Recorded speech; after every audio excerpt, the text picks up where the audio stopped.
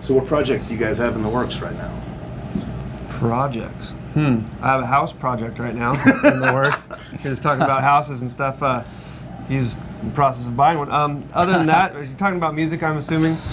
Music is good. Definitely just sticking with the Avenged stuff right now. We are getting ready to end our touring cycle. We got another one coming up with Buck Cherry and P. Roach. And then I think we're going to be writing the next album and taking care of some kids' CD players and or MP3 players. MP3s. How long have you guys been out on the road total with all that? Oh, or by the end of it? We will have been out 2 years. Yeah, close to 2 years. It's been a good run, and we can't complain, you know. As long as people want to see it. Is it still fun? Absolutely. Oh man, it's a blast. As long as kids want to come out, it's fun. All right. Well, on to some guitar stuff. You guys are a ridiculously tight two-guitar team. How do you write parts, both rhythm and lead, to make them kind of lock together that tight? Well, I think we each just kind of write our own thing and bring it to the table. If you write something, I kind of fancy myself being kind of good at figuring out good harmonies that aren't just, you know, just layered and stacked on top. So I kind of have that job of the, you know, just taking care of kind of the arrangement of the harmonies and stuff, you know, being whoever brings that kind of stuff to the table. But yeah, we just bring it to the table, and if he has kind of an interesting harmonic approach or something, then he'll do it that way. But I mean, whoever writes it, you know, just you bring it to the table and check out an arrangement. And so it's very collaborative? Absolutely. Yeah, you know, you bring something to the table, and if someone can expand on it or make it better, at least, you know, give their input, or sometimes it's just good as it is and you just go for it.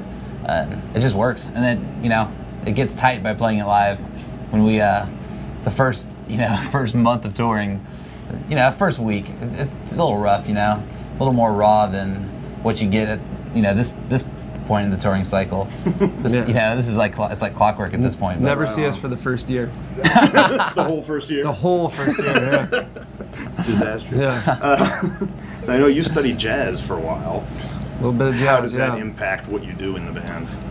I think melodically, it allowed me to express myself maybe a little bit easier and express, you know, kind of what the rest of the band is kind of trying to do at different times, and approach music in a more I don't know, funky, fresh jam sort of way, you know. I don't know. You just have a lot more notes to choose from. You know, there's a lot more chord changes. You've heard a lot more harmonic vocabulary. There you go. Yeah. You know, I've just listened to a lot of stuff, and so if I think something should, you know, they have a good idea in some sort of aspect, and it could maybe just go a little crazier here, I'll just run it by them. Well, that's kind of cool. Or no, that's dog. Let's never do that. And you're out of the studio. You guys are brutally honest with each other? Absolutely. Oh, yeah. Gotta be. Definitely. Right on. Yeah, you guys have a pretty eclectic songwriting approach. Definitely. So tell me a little bit about like the songwriters that you guys, you know, have learned from and what you got from them. Oh man, like all across the board, we all listen to everything. I love, you know, I mean, obviously bands like the Beatles and Rolling Stones, you can't go wrong with their approach to songwriting because they're just, you know, as you say, just fearless. You know, they just do what they want, and people trying to analyze it, but in reality, there was no rhyme or reason. They're just writing what they thought was good, and I love that. I mean, I love Elvis Costello and Billy Joel, and just, you know, singer-songwriter. You know, I think that's great. And then you get people like, you know, Pantera and Dimebag that they wrote all the riffs, so we can't write them. They've already written every good. We have to do something else now. Yeah.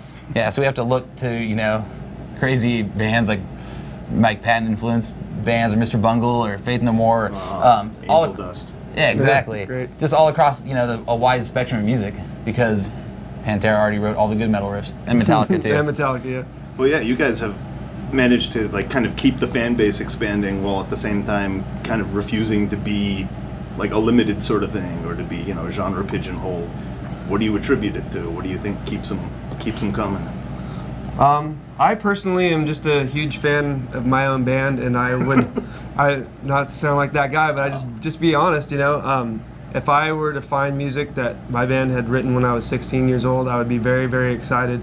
And so therefore, I think, you know, what we do, it's good, it's quality. We definitely put our heart and soul into it. And then the other factor is complete 110% luck. You know, we lucked out that it crossed over and did well, but we're not sacrificing anything in the meantime. We're just kind of doing our thing, and we've been fortunate that so far it's worked out, and the kids are appreciating that we just still stay strong to what we believe in and stuff. Yeah, I think that it's genuinely sincere. You know, we come from a punk rock background, heavy metal, hardcore, pop, rock. I mean, classical, jazz. Just I don't even know how you classify stuff like The Residents or just weirdo music, you know?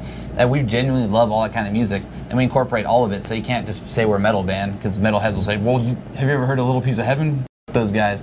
Or, you know, punk rockers will be like, dude, that sounds like Metallica or something. And you can't make everyone happy, but you can make all the people that aren't satisfied with just one style of music, those people are who gravitate to us, and I think that's... People are looking for something real. Yeah. I think it's awesome. When the power went out on you guys at that Ozfest and you came back out with Walk, and it just shut everybody up. Beautiful.